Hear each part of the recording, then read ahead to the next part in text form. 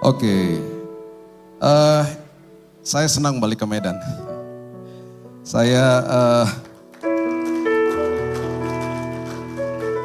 terakhir ke Medan itu, saya tadi lihat-lihat data saya itu udah tahun 2016 kalau nggak salah terakhir. Dan udah lama sekali, dan ini kali pertama sejak berarti sudah berapa? 7 tahun yang lalu ya. Dan senang berjumpa dengan Bapak Ibu yang dikasihi Tuhan. Dan saya percaya ada pesan Tuhan yang sangat penting bagi kita untuk kita mengerti pada malam hari ini. Oke, semuanya pasti Alkitabnya ada di HP ya biasanya ya. Oke. Oleh sebab itu kalau misalnya ada di HP coba tulis kata tabir, biasanya kan ada tanda untuk tanya ya. Kata tabir itu di perjanjian lama keluarnya di mana pertama kali, dan kemudian kata tabir nanti di perjanjian baru keluar pertama kali ada di mana. Coba kita lihat dulu ya. Saya pelayanan mimbar sudah 25 tahun. 25 tahun yang lalu kalau saya suruh buka Alkitab seluruh gereja bunyi begini, kresek, kresek, kresek. Sekarang udah gak ada bunyi lagi semuanya. Oke.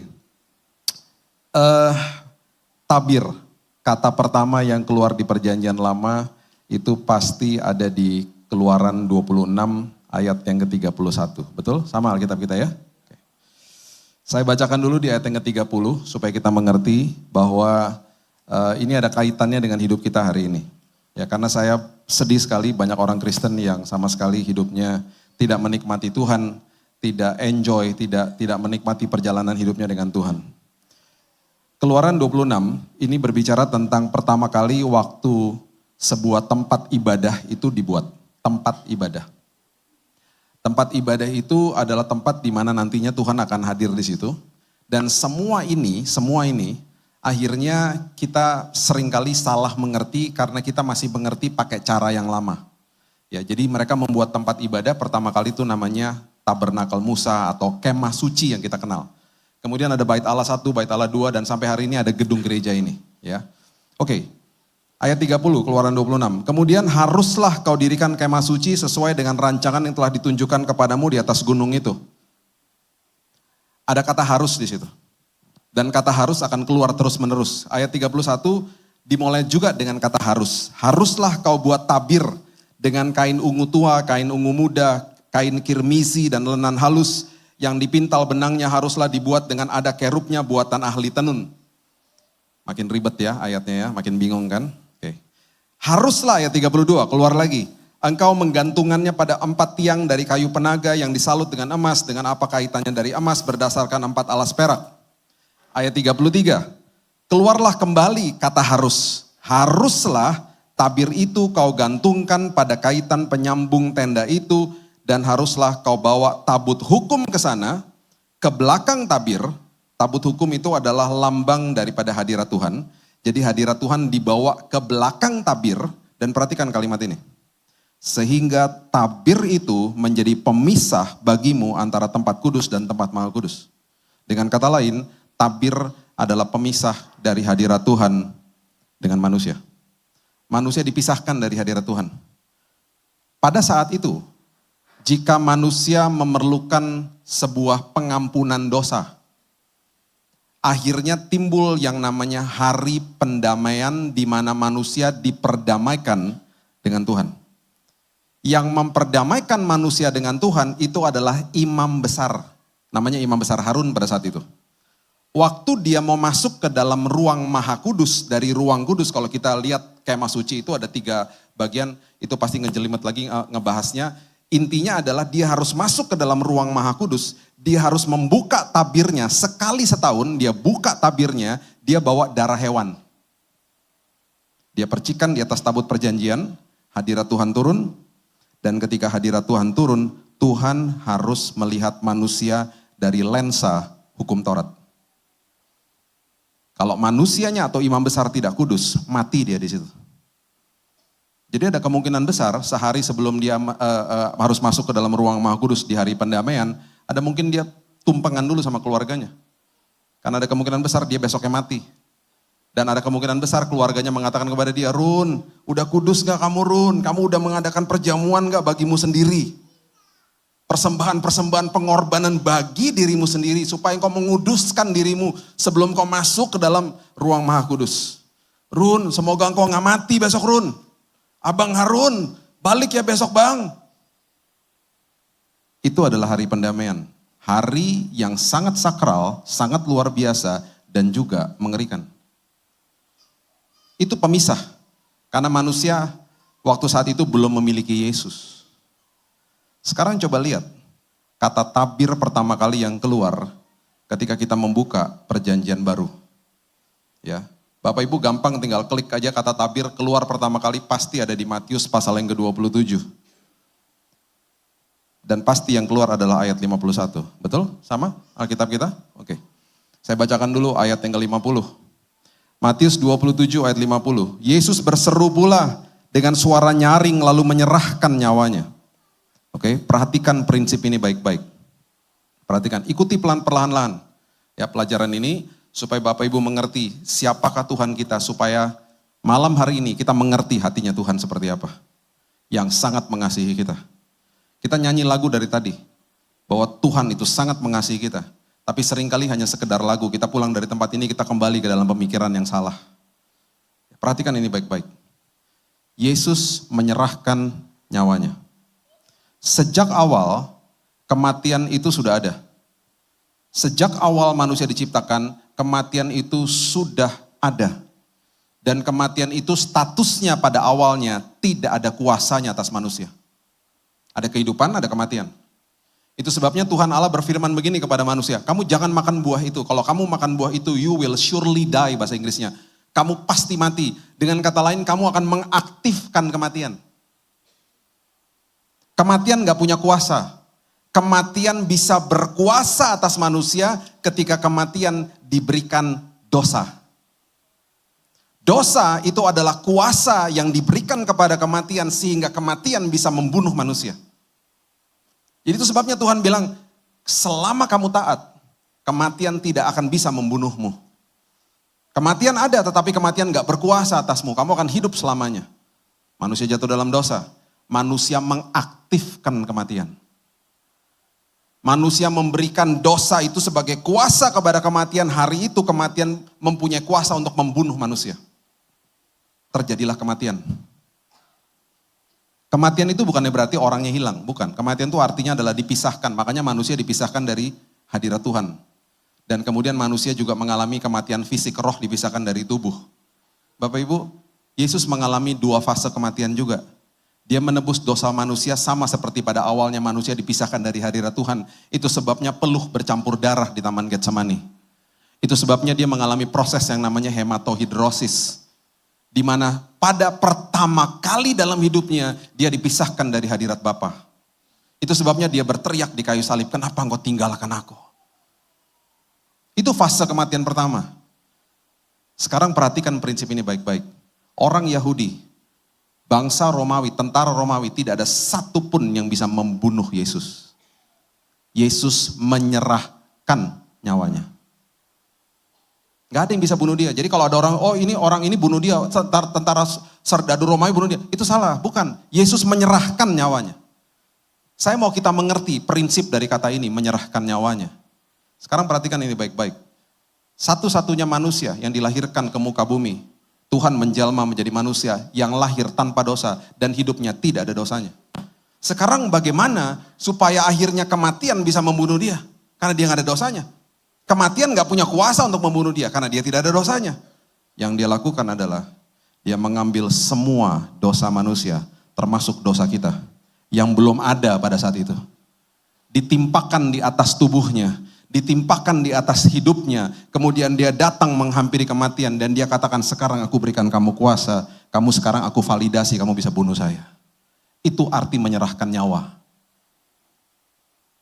Mati di kayu salib. Padahal kita belum ada. Kitanya belum lahir. Untuk sesuatu yang sangat dahsyat. Perhatikan ayat 51, apa yang terjadi. Dan lihatlah, tabir bait suci terbelah dua dari atas sampai ke bawah. Dan terjadilah gempa bumi dan bukit-bukit batu terbelah. Pada saat itu yang terjadi adalah tabir yang merupakan pemisah antara manusia dengan Tuhan dirobek sama Yesus. Jangan dijahit lagi tabirnya. dirobek sama Yesus. Sehingga apa? Hari ini saudara dan saya diperdamaikan dengan Tuhan. Hari ini Tuhan tidak berseberangan dengan manusia. Hari ini bahkan yang datang ke tempat ini dengan kondisi yang masih terikat dosa, hampiri tahta Tuhan. Yang ada bukan murka Tuhan, yang ada adalah pengampunan dari Tuhan. Betapa dahsyatnya pengharapan kita kalau hari ini kita mengerti pengharapan saya itu ada kepada Tuhan yang tidak pernah berseberangan sama saya. Saya makanya suka sedih ketika banyak jemaat yang masih datang kepada saya dan masih bertanya hal-hal seperti begini. Saya masih ada kutuk keluarga, Pak. Tuhan murka, Tuhan marah, Pak. Saya lagi bayar harga, Pak. Itu kata-kata yang sangat salah. Percuma kalau kita masih katakan begitu, percuma karya Kristus yang katakan selesai di kayu salib. Tetelestai, selesai semuanya. Sampai kapanpun kita hidup, kalau kita nggak mengerti hati Tuhan, kita tidak akan mengalami yang namanya perjumpaan dengan Tuhan. Kita nggak akan ngalamin perjalanan yang indah sama Yesus. Itu sebabnya banyak orang Kristen datang kepada saya bilang begini, Pak, saya udah doa sekian lama, saya udah puasa sekian hari, mana Pak Tuhan nggak jawab? Ikut Tuhan pakai formula. Beda sama teman saya yang udah kena kanker stadium 4 bilang begini sama saya, badannya udah habis. Bill, Tuhan baik Bill. Selagi ada hari esok pasti ada pengharapan Bill. Habis badannya. Sampai kapanpun Bill, aku tetap akan nyatakan dia baik dan aku menikmati perjalanan hidupku dengan dia. Badannya habis. Kemudian dia katakan, Bill, aku ingat khotbahmu Bill. Engkau katakan bahwa hari ini kita sudah berdoa dari posisi yang sudah menang karena memang Kristus sudah selesai di kayu salib. Aku percaya Bill, aku sudah terima kesembuhan. Habis badannya. 2 bulan lalu saya ke apartemennya dia. Teman saya ini sudah disembuhkan Tuhan, sempurna disembuhkannya. Disembuhkan Tuhan. Kenapa? Mengerti isi hati Tuhan. Perhatikan prinsip ini baik-baik. Ya, perhatikan ini baik-baik. Kita dari kecil, ada yang kemungkinan sudah Kristen dari kecil. Kalau ditanya agamanya apa, pasti kita jawab Kristen. Semua agama diciptakan sama manusia untuk manusia datang kepada Tuhan dengan upaya kepada Tuhan. Termasuk agama Kristen. Oke, termasuk agama Kristen. Itu sebabnya saya selalu katakan dan ingatkan jemaat, hormati agama Kristen. Hormati sinode, hormati denominasi, hormati tata-tata ibadah. Karena semua gereja punya tata ibadah masing-masing. Jangan dikultuskan. Kejar Yesusnya. Kalau kita mengkultuskan yang namanya sarana-sarana ini, kita nggak akan pernah bertumbuh di dalam Tuhan. Bahkan kita mulai mengeluarkan kata-kata yang salah. Ya, banyak orang memulai ibadahnya, dia berpikir bahwa oh ini hanya satu-satunya ibadah di dalam 1 minggu ketika saya datang ke dalam gedung gereja. Kemudian dia mulai katakan hal seperti ini di dalam sebuah awal daripada ibadah. Tuhan layakkan kami Tuhan. Kedengarannya bagus, indah, dan rendah hati doa seperti begitu. Padahal harusnya orang-orang berdoanya apa? Tuhan terima kasih bahwa aku sudah dilayakkan di kayu salib ribuan tahun yang lalu. Akhirnya jemaat dengar, oh iya ya belum layak berarti ya.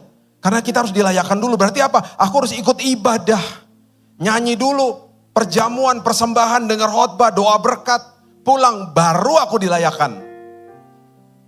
Saya mau beritahu kepada kita, hari ini kita hidup taat bukan untuk dilayakkan karena kita sudah dilayakkan di kayu salib. Kalau kita mengerti prinsip-prinsip dasar ini, merdeka kita. Jadi apa? Hormati. Karena agama Kristen dibuat sama manusia juga. Satu-satunya Tuhan yang turun dari tahtanya dan menghampiri manusia hanya Yesus. Dan dia datang, dia gak pernah datang begini. Saya bawa agama Kristen, gak pernah. Dia bawa hubungan.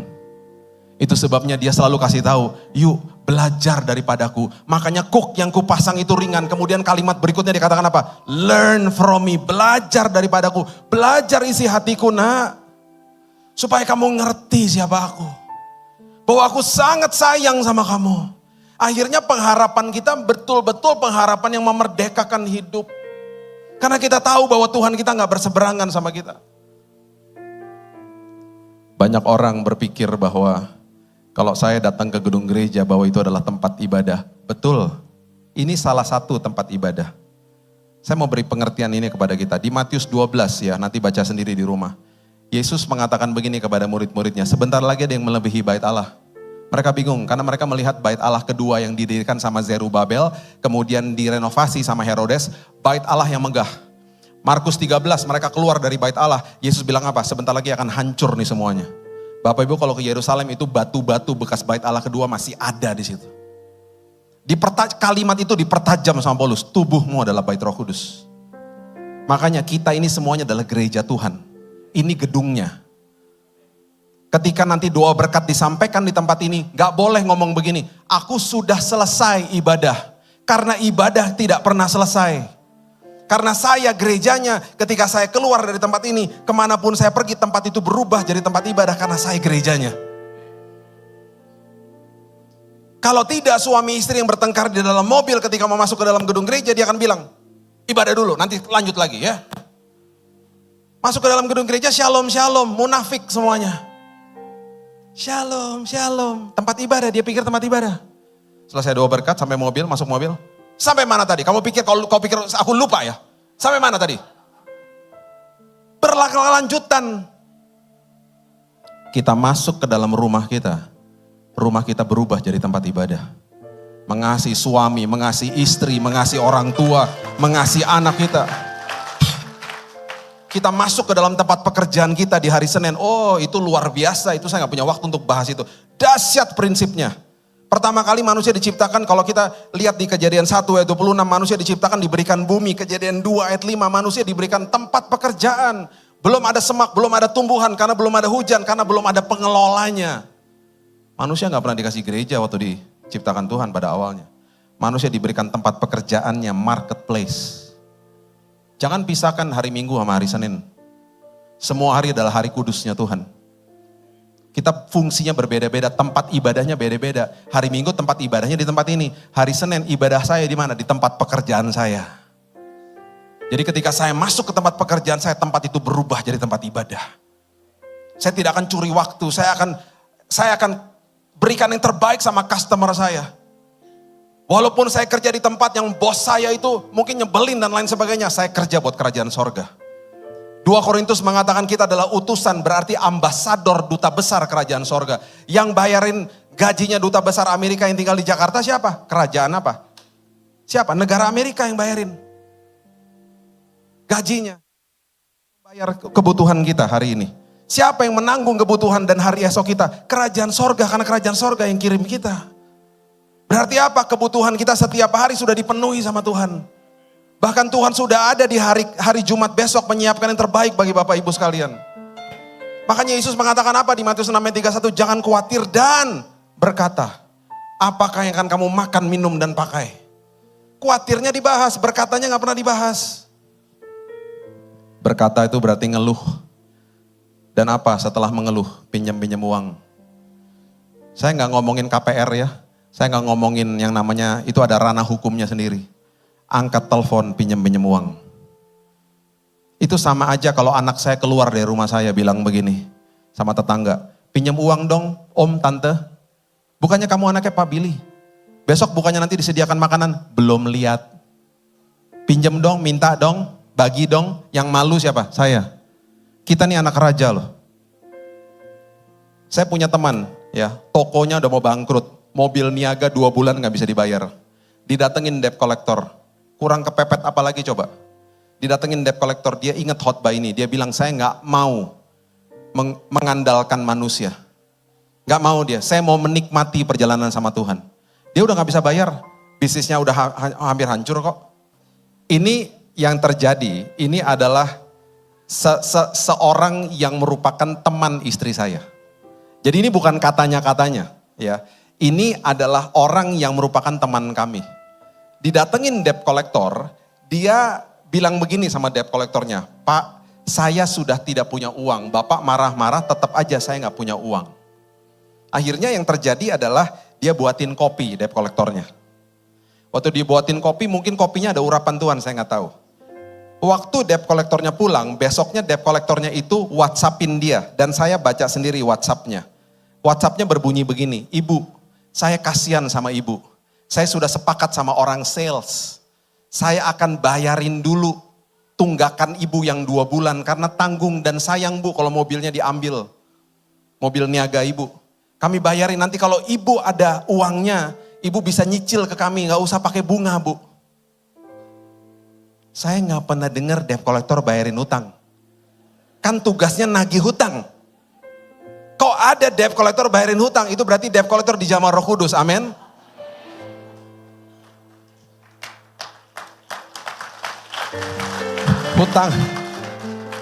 Hutangnya lunas, ya. Hutangnya lunas berarti kan situ kan, kepada mobilnya.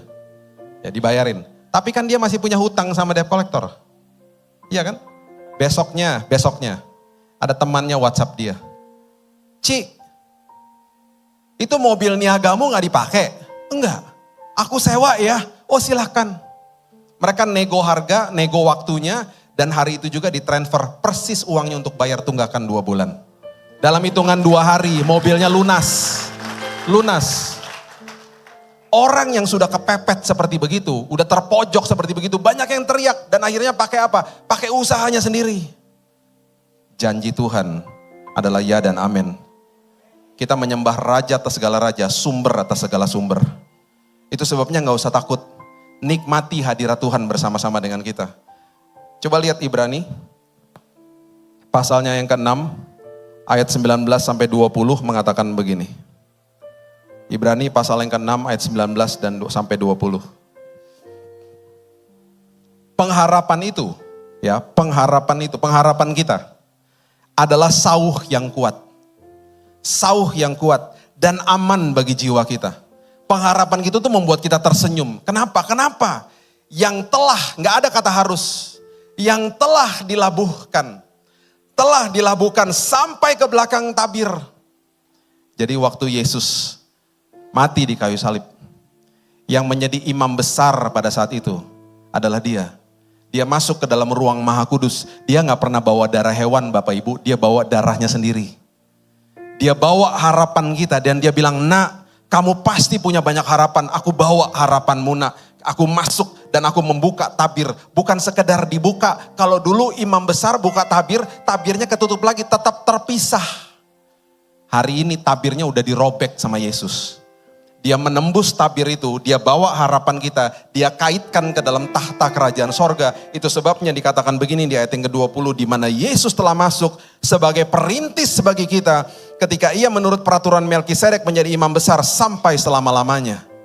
Kata perintis di situ adalah kata prodromos. Kata prodromos itu adalah orang yang suka berlari masuk ke dalam kota di zaman dulu, berteriak kepada si isi kota, sebentar lagi ada orang penting mau lewat, ada raja mau lewat. Semua masyarakat berdiri di pinggir jalan.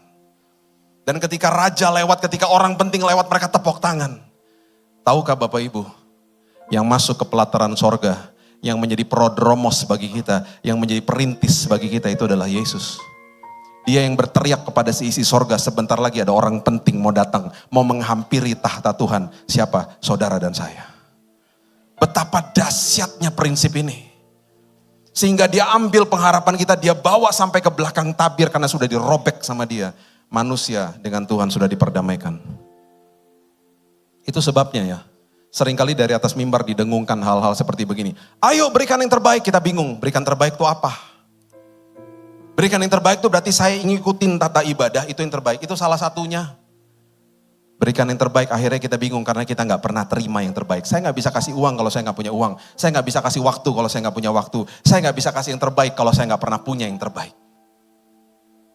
Itu sebabnya pada hari ini saya mau mengundang kita semuanya untuk mengerti bahwa kita sudah diperdamaikan dengan Tuhan. Bahwa kita sudah betul-betul sudah ada di dalam sebuah jalan yang sangat luar biasa karena kasih Tuhan yang sangat dahsyat atas hidup kita. Tetapi kemudian pasti banyak orang mengatakan begini kepada saya, Pak, berarti kalau kita sudah menerima pengampunan kasih karunia Tuhan, kita bebas berbuat dosa dong Pak. Karena kan kalau begitu kan berarti kan gampang Pak. Dosa aja besok udah diampuni lagi. Saya akan bilang sama orang-orang yang mengatakan begitu, berarti kamu tidak dan belum pernah mengalami Tuhan. Perhatikan prinsip ini baik-baik. Anak saya Keaton, Saya bilang sama dia begini, Dek, dia umurnya 16 tahun.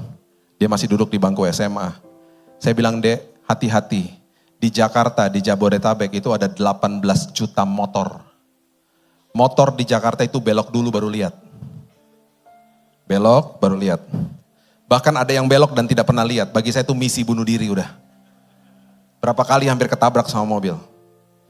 Dulu itu sekolah kehidupan saya lah, dulu. Ya.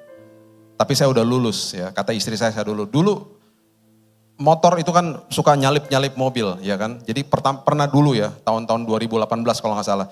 Disalip sama, udah hampir ketabrak, saya klakson. Karena kaget saya. Untuk kasih tahu sama dia hati-hati. Dia buka helm, dia berhenti, dia bilang ini, apa lo? Ayo, hamba Tuhan harus pakai mana? Setengahnya Manado ini, darah-darah panas. Makan RW juga, iya Kak. Istri saya punya kata-kata password yang paling hebat, dia selalu pegang kaki saya. Udahlah sayang, jangan-jangan dia jemaat.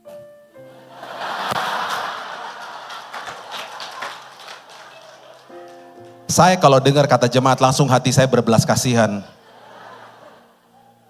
Setiap kali ada motor kurang ajar, istri saya selalu bilang, ingat ya itu jemaat. Sampai-sampai saya tanya nih jemaat gereja mana kurang ajar semua.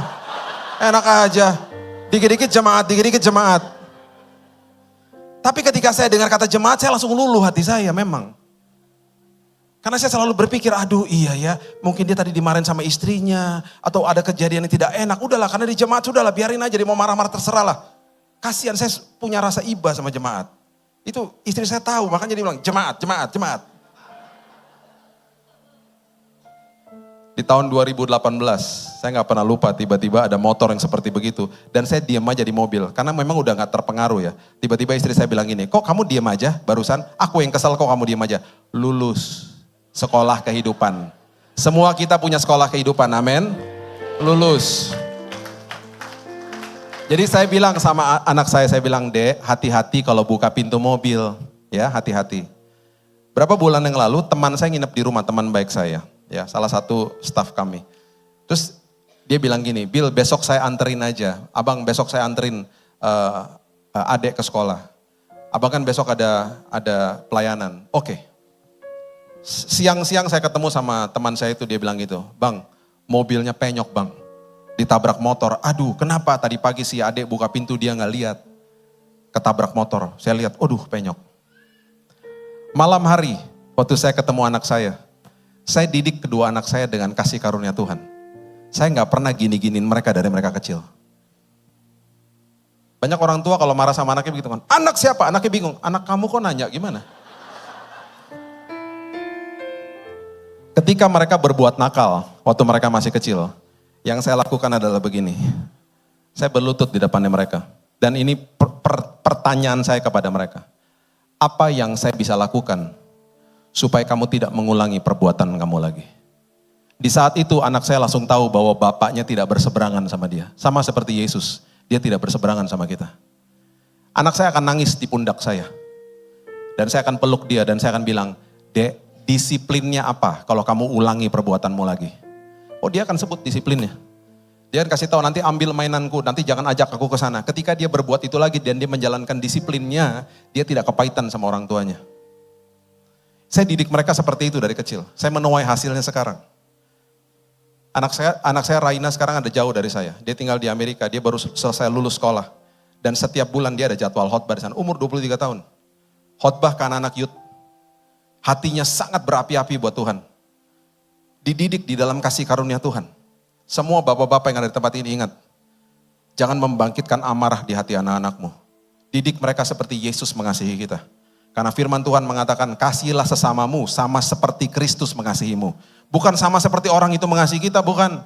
Sama seperti Kristus, makanya kalau nggak pernah ngalamin kasih Tuhan, nggak akan bisa memberikan yang terbaik toh. Akhirnya kita harus mengerti, karena saya gereja Tuhan, saya akhirnya mengambil keputusan, saya harus menjadi orang yang tepat bagi orang lain. Bukan menuntut orang lain jadi orang yang tepat bagi saya. Saya harus jadi orang yang tepat bagi istri saya. Saya harus jadi orang yang tepat bagi suami saya. Saya harus jadi orang yang tepat bagi teman sepelainan saya. Itu prinsip Alkitabiah. Jadi malam hari waktu kamarnya dia dibuka, saya peluk dia seperti biasa. Dan saya bilang, Dek, I haven't seen you all day. Saya belum ketemu kamu sepanjang hari. I miss you. Aku kangen sama kamu, Dek. Belum ketemu sepanjang hari. Terus ini kata-kata saya pertama. Dek, Keaton, Dedi dengar tadi pagi kamu ketabrak motor ya. Terus dia mulai setengah nangis, iya Dad, sorry banget, mobilnya penyok. It's okay, saya nggak tanya mobilnya, saya tanya kamu ikutan ketabrak nggak? Aku nggak apa-apa, mobilnya yang penyok, nggak apa-apa. Yang penting kamu oke, Dedi oke, saya peluk lagi. Waktu saya peluk saya bilang gini, Dek, lain kali hati-hati ya Dek. Sekarang pertanyaan saya kepada Bapak Ibu, kali berikutnya kalau dia buka pintu mobil, dia akan hati-hati. Karena dia akan ingat sama saya. Bukan karena dia ketakutan sama saya. Tapi karena dia hormat kepada saya. Itu kasih karunia. Jadi kalau ada orang bilang begini sama saya, Pak, kalau gitu gampang dong kita buat dosa. Berarti kamu belum mengalami kasih Tuhan. Kalau kamu mengalami kasih Tuhan, kamu makin hati-hati hidupmu. Karena kamu sudah terima yang terbaik dari dia. Itu sebabnya ya, jangan mencibir yang namanya tata ibadah. Tata ibadah tuh berbeda-beda semua gereja. Akhirnya orang kalau mengkultuskan tata ibadah, ya akhirnya orang mengatakan begini, gereja kamu tidak tepuk tangan, kering. Gereja yang gak tepuk tangan mencibir gereja yang tepuk tangan, gereja kamu tepuk tangan, rame amat sih, gak menghormati hadirat Tuhan. Gak ada habisnya. Gak ada habisnya. Saya 25 tahun pelayanan, saya sudah melihat banyak sekali terjadi blunder-blunder di atas ini. Saya pernah khotbah di satu tempat di luar kota, jauh-jauh hamba Tuhan gembala sidangnya setelah saya selesai berdoa begini, Tuhan terima kasih sudah kirim Pak Billy jauh-jauh ke sini, Tuhan berkati istri-istri dan anaknya. Terus dia diem, maksud saya Tuhan istri dan anak-anaknya. Karena ketemu sama saya suka bercanda, habis selesai ibadah saya bilang emangnya aku Salomo istrinya banyak? Enak aja. Yang paling kasihan WL. WL ini kasihan sekali. Mana tadi WL? WL mana? Ini kasihan WL ini. Aduh. Ini dia mulai ibadah, ya, mulai ibadah. Dia bilang gini dengan semangat ya. WL semangat kalau awal ya. Awal tuh selalu, mari Bapak Ibu kita gak mau malu-malu datang ke hadirat Tuhan. Terus dia berdoa, Tuhan hari ini kami gak mau malu-malu. Itu sebabnya Tuhan angkat kemaluan kami Tuhan.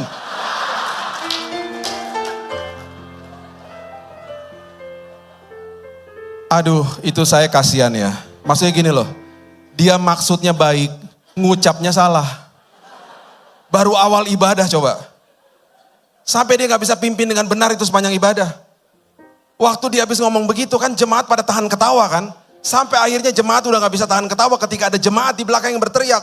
Jangan Tuhan aku belum nikah Tuhan, aduh. Aduh. Kasihan itu kasihan. Itulah tata ibadah. Hormati. Gimana pun juga manusia melakukan pasti ada salahnya, betul gak? Kejar Yesusnya, jangan kultuskan hamba Tuhan. Saya, ya Bapak Pendeta, Pak Gembala, kita semuanya ini hanya penyampai kabar keselamatan, bukan mediator. Mediatornya Yesus. Jangan dikit-dikit, Pak Pendeta tolong doain Pak, tolong doain. Doain apa? Anak saya mau kuliah Pak, tolong Pak. Pak Pendeta tolong doain Pak, doain apa? Apa ya Pak ya? Anak saya biar dapat jodoh Pak, cepat Pak. Berapa minggu lalu saya ketemu ada jemaat di mall di Jakarta. Pak Pendeta, puji Tuhan, ayo doain Pak, di mall. Doain apa Bu? Saya juga bingung, terserah Bapak lah, terserah Bapak.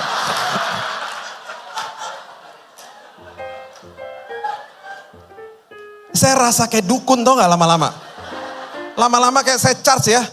Sekali doa 50.000 sekarang, ayo. Enak aja.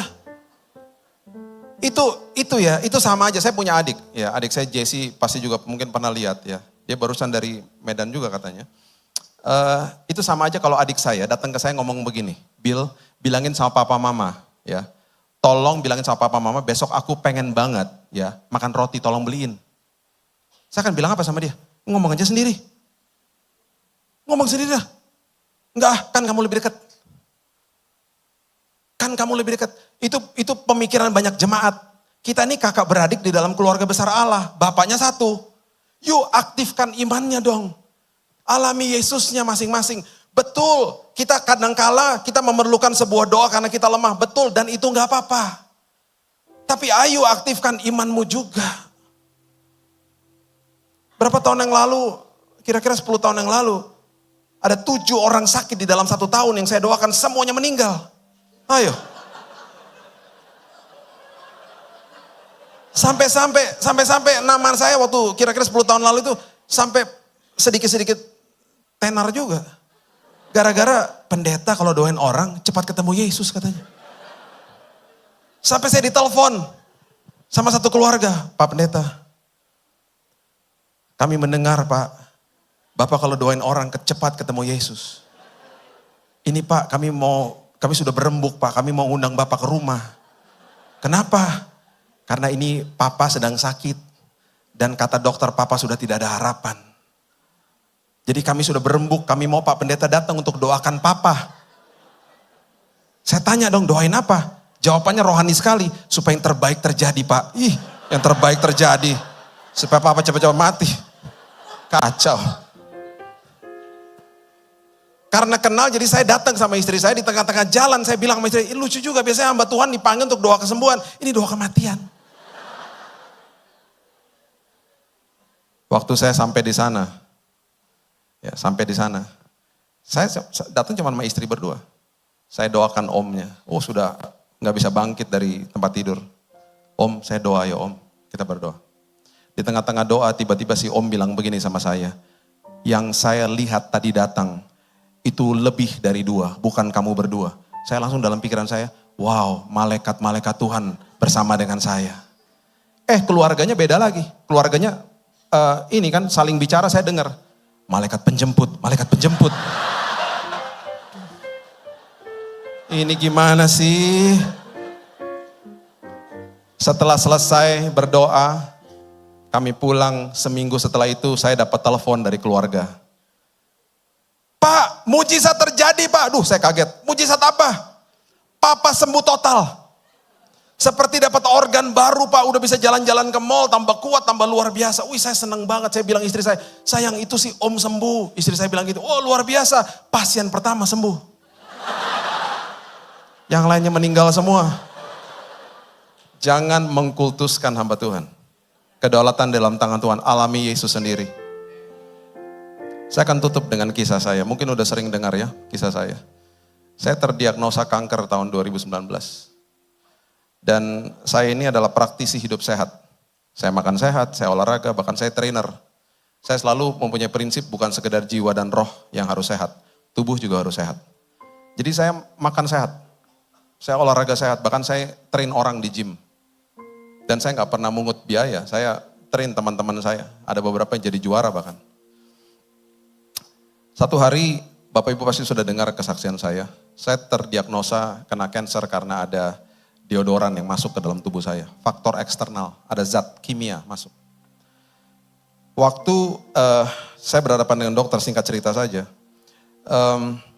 Dia katakan, Pak usia Bapak tinggal 3 bulan. Saya kayak kesambar geledek hari itu. Saya gak pernah dirawat di rumah sakit.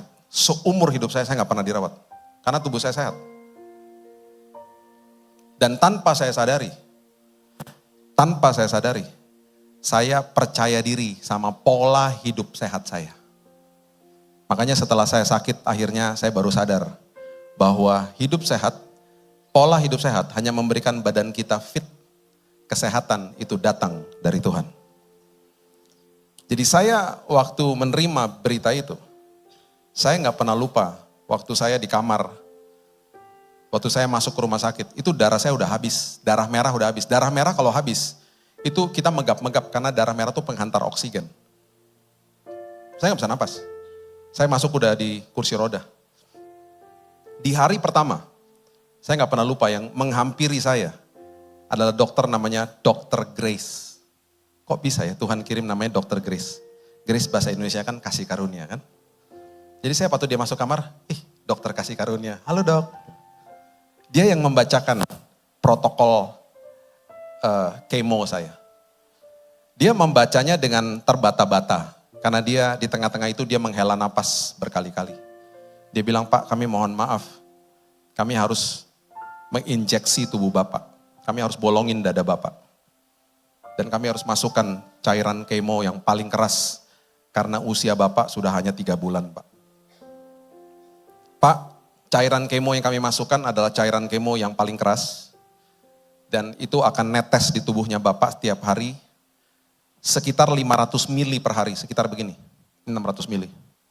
Dikali 7 hari berarti 3,5 liter. Pak, kami mau beritahu Pak, satu tetes dari cairan kemo ini, kalau jatuh ke tangannya suster, tangannya kebakar Pak, tangannya suster. Jadi Bapak bisa bayangkan 3,5 liter masuk ke tubuh Bapak, organ-organ di tubuh Bapak hancur melepuh Pak. Jadi setelah pengobatan ini Pak, Bapak akan dilarikan ke ICU, Bapak akan dipakaikan alat pembantu nafas, Bapak akan koma Pak, dan Bapak mati Pak. Ngapain diobatin ya? Karena udah nggak ada pilihan Pak. Bapak nggak diobatin, Bapak mati lebih cepat lagi, diobatin hanya 30% Pak. Bapak bisa berhasil, bisa memperpanjang lah umur Bapak. Dia nggak bilang sembuh, memperpanjang lah sedikit. 70% gagal total. Kemudian dia katakan itu, kemudian dia minta kami dan saya dan istri saya untuk tanda tangan. Supaya kalau saya meninggal, istri saya tidak akan menuntut rumah sakit. Saya ingat sama ayat ini. Pengharapan kita sudah dilabuhkan sampai ke belakang tabir. Saya berharap sembuh dong. Saya berharap sembuh. Dan pagi hari sebelum dokter itu memberikan berita itu kepada saya berikan ayat terakhir ya. Coba kita lihat Amsal pasal yang keempat. Ini renungan pagi saya sebelum dokter memberikan berita itu. Amsal 4 ayat 20 sampai 22. Amsal 4. Dikatakan begini. Jadi ini pagi hari, saya lagi buka renungan harian, saya tiba-tiba ketemu sama ayat ini. Dan saya percaya Roh Kudus yang kasih saya ayat ini. Dikasih tahu begini, hai anakku, perhatikanlah perkataanku. Perhatikan kalimat ini, arahkan telingamu kepada ucapanku. Janganlah semuanya itu menjauh dari matamu, simpan di dalam lubuk hatimu. Simpan firmanku di dalam lubuk hatimu. Simpan isi hatiku di dalammu. Kamu harus tahu isi hatiku, aku gak berseberangan sama kamu. Karena itulah yang akan menjadi kehidupan bagi mereka yang mendapatkannya. Dan kesembuhan bagi seluruh tubuh mereka. Tiba-tiba,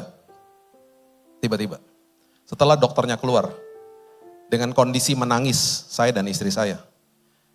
Kami saling bertatapan dan saya bilang gini, sayang kamu ingat gak tadi pagi ayat yang kita baca? Dikatakan arahkan telingamu kepada ucapanku. Tuhan lagi berbicara sama saya pagi hari itu. Dia bilang gini, Bill yang barusan dokter kasih tahu itu kenyataan hidupmu. Yang tadi pagi kamu baca, yang kalau kamu mengarahkan telingamu kepadaku itu adalah kebenaran Bill. Dan kenyataan hidupmu itu harus tunduk sama kebenaran firmanku. Dan mulai hari itu kalimat itu terus keluar yang akhirnya jadi viral. Saya mulai ngomong begini, Tuhan, kenyataan harus tunduk sama kebenaran. Kenyataan harus tunduk sama kebenaran. Apakah saya makin membaik? Oh tidak. Makin hancur tubuh saya. Saya gak peduli. Saya bilang begini, Tuhan mulai hari ini saya gak akan minta-minta kesembuhan. Karena Tuhan sudah berikan kesembuhan di kayu salib ketika Engkau katakan selesai di kayu salib. Jadi tiap hari yang saya katakan saya gak minta kesembuhan. Saya bilang apa? Tuhan terima kasih. Kesembuhan sudah aku terima. Sudah aku terima. Walaupun kondisi saya makin buruk, kondisi saya makin hancur, saya bilang, aku sudah terima kesembuhan. Saya bilang sama Tuhan, Tuhan, aku akan isi hariku dengan ucapan syukur. Bapak Ibu, di lantai 8 di mana saya dirawat, itu setiap hari saya mendengar orang menangis, orang menjerit, karena setiap hari ada orang meninggal. Itu lantai kemo. Dan ada orang di situ yang mau bunuh diri, karena mereka mau loncat dari lantai 8. Cancer itu sakit. Diobati makin sakit. Mau loncat, banyak pasien diborgol di tempat tidur. Itu lembah kekelaman yang saya lihat dan dengar setiap hari. Setiap hari. Saya fotoin semua suster yang masuk ke kamar saya. Saya bilang satu hari nanti, saya akan memandang fotomu di rumahku ketika aku sudah sehat. Saya ngomong gitu sama semuanya, saya fotoin satu-satu. Yang datang ke kamar saya, yang bersihin kamar saya fotoin satu hari nanti. Saya akan nikmati foto ketika aku melihat wajahmu dan aku tetap akan doakanmu. Terima kasih udah beresin kamar saya. Saya bersaksi kepada mereka, saya gak peduli. Saya bilang Tuhan saya sudah menyembuhkan saya. Kadang-kadang ada mereka yang mungkin bukan orang Kristen, mereka bingung. Ini orang kok imannya kok bertumbuh terus tiap hari, makin kondisi makin hancur. Betul, setelah 7 hari. Setelah 7 hari selesai di kemo, dicabut alatnya dari dada saya. Besoknya saya masuk ke dalam kamar mandi, saya bersin, gak sengaja saya bersin, yang keluar darah semua. Hancur tubuh saya. Organnya hancur. Dan setiap hari mulai menurun akhirnya. Tiba-tiba satu hari, leukosit itu ya Bapak Ibu, itu adalah darah putih. Itu adalah pertahanan tubuh. Leukosit saya, darah putih saya menginjak titik 0,03. Berarti apa? Habis. Berarti pertahanan tubuh saya nggak ada. Tapi Roh Kudus bilang begini, Bill, walaupun leukositmu tidak ada, aku adalah sumber atas segala sumber. Aku yang menciptakan darahmu. Jadi setiap hari ketika saya perjamuan kudus, saya bilang ini, Tuhan ketika aku minum darahmu, darahmu yang berkuasa dan yang sudah tercurah di kayu salib, menggantikan darah yang rusak di dalamku. Aku percaya Tuhan, tiap hari. Itu sebabnya ketika saya kejang-kejang badan saya, dan dokter udah panik mau masukin saya ke ICU, setiap kali saya mau ditarik ke ICU, selalu Tuhan bangkitkan saya. Dek. Panasnya turun, kondisi normal, dia lihat monitornya gak jadi. Besoknya begitu lagi, gak jadi lagi masuk. Jadi saya gak pernah masuk ICU. Dokter bilang kamu pasti masuk ICU, saya gak pernah masuk ICU. Tapi kondisi-kondisi hampir meninggal, hampir mati di tempat tidur, kejang-kejang, panas 41 derajat, itu terjadi berkali-kali. Sampai-sampai ketika saya doa besoknya saya bilang, Tuhan mengerikan yang terjadi kemarin Tuhan. Dan selalu ada suara dalam hati saya, gak apa-apa Bill. Makin serem kejadiannya, makin seru nanti kesaksiannya. Tenang aja Bill. Tenang aja. Gak apa-apa Bill, saya terus dikuatkan. Dalam hitungan 1 bulan, hanya 1 bulan di bulan Februari, 10 dokter yang cek saya. Nah, mereka menemukan hasilnya, mereka tes ulang. Dan di hari itu mereka mengatakan, Pak kami gak bisa menemukan sel kankernya hilang Pak. Hilang semuanya. Saya mau, sebagai penutup saya mau meninggalkan ini kepada semua Bapak Ibu yang dikasihi Tuhan. Pengharapan kita sudah dilabuhkan sampai ke belakang tabir. Tuhan sama kita sudah diperdamaikan. Itu sebabnya kalau kita sedang sakit, jangan pernah bilang gini, ini karena dosa apa ya, dosa apa. Tuhan gak memberikan penyakit. Kita hidup di dalam dunia yang sudah jatuh. Tuhan mau kita sehat. Itu sebabnya kita harus mengerti, kenyataan hidup saya harus tunduk sama kebenaran firman. Perkatakan itu setiap hari. Dan bilang, Tuhan terima kasih bahwa aku sudah dilayakan. Terima kasih bahwa aku sudah disembuhkan. Terima kasih bahwa aku sudah dipulihkan. Walaupun aku belum melihat. Karena Alkitab mengatakan, aku adalah orang yang sangat berbahagia. Yang ketika belum melihat namun percaya. Alami Tuhan. Nikmati perjalanan dengan Tuhan. Dan saya percaya di tempat ini akan banyak kesaksian. Karena semuanya berjalan bersama Yesus. Berikan tepuk tangan kita kepada Tuhan kita. Bapak yang baik, terima kasih buat hari ini. Terima kasih buat malam yang indah ini. Hamba-Mu stop sampai di sini ya Tuhan. Firman Tuhan terus berkumandang dalam hati kami. Kami percaya Tuhan, siapapun yang datang dengan letih lesu, hari ini mereka dikuatkan. Haleluya. Kalau di tempat ini yang sedang sakit atau sedang mendoakan saudara yang sedang sakit di rumah, boleh angkat tanganmu. Saya mau mendoakan. Angkat tanganmu. Haleluya. Haleluya. Bapak yang baik, kau lihat tangan-tangan yang sudah terangkat. Bapak, engkau adalah Bapak yang sama. Bapaknya semua jemaat di tempat ini adalah Bapak yang sama dengan Bapaknya aku. Bapak yang menyembuhkan aku adalah Bapak yang menyembuhkan siapapun yang sakit.